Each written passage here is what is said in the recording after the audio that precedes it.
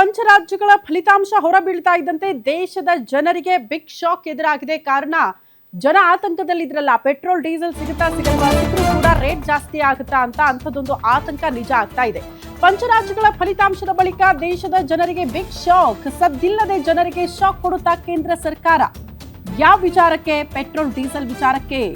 ಮತ್ತಷ್ಟು ದುಬಾರಿ ಆಗುತ್ತಾ ಪೆಟ್ರೋಲ್ ಡೀಸೆಲ್ ರೇಟ್ ಅನ್ನೋದು ಪ್ರಶ್ನೆ. ಆಯಿಲ್ ಕಂಪನಿಗಳ ನಷ್ಟ ಸರಿದೂಗಿಸೋದಕ್ಕೆ ದರ ಏರಿಕೆ ಮಾಡೋದು ಗ್ಯಾರಂಟಿ ಅಂತೆ ಕೇಂದ್ರ ಸರ್ಕಾರ. ಈಗಾಗಲೇ ಬ್ಯಾರೆಲ್ ಕಚ್ಚಾ ತೈಲದ ಬೆಲೆ ಕೂಡ $126 ಮುಟ್ಟಿಬಿಟ್ಟಿದೆ. ಯಾವಾಗ ಅಂತಾರಾಷ್ಟ್ರೀಯ ಮಟ್ಟದಲ್ಲಿ ಕಚ್ಚಾ ತೈಲ ಬೆಲೆ ಏರಿಕೆ ಆಗುತ್ತೋ ಅದರ impact petrol diesel rate hike ಆಗೇ ಆಗುತ್ತೆ. ಈ ಪಂಚರಾಜ್ಯ ಚುನಾವಣೆ ಅಂತ ಅಲ್ಲ, ಮತ್ತೆ ಬದಲಾಗಿ ಬೇರೆ ಬೇರೆ ಪರಿಸ್ಥಿತಿ, ಕೊಲ್ಲಿ ರಾಷ್ಟ್ರಗಳ ಮಧ್ಯದ ಯುದ್ಧ ಅಂತ ಅಲ್ಲ, ಅಂತಾರಾಷ್ಟ್ರೀಯ ಮಟ್ಟದಲ್ಲಿ ಕಚ್ಚಾ ತೈಲದ ಬೆಲೆ ಹೆಂಗಿರುತ್ತೋ ಅದ್ರ ಮೇಲೆ ಈ ಪೆಟ್ರೋಲ್ ಡೀಸೆಲ್ ರೇಟ್ ಕೂಡ ಜಾಸ್ತಿ ಆಗುತ್ತೆ. ಪ್ರತಿ ಲೀಟರ್ ಡೀಸೆಲ್ ರೇಟ್ 10 ರಿಂದ 14 ರೂಪಾಯಿ ಏರಿಕೆ ಆಗೋ ಸಾಧ್ಯತೆ ಇದೆಯಂತೆ.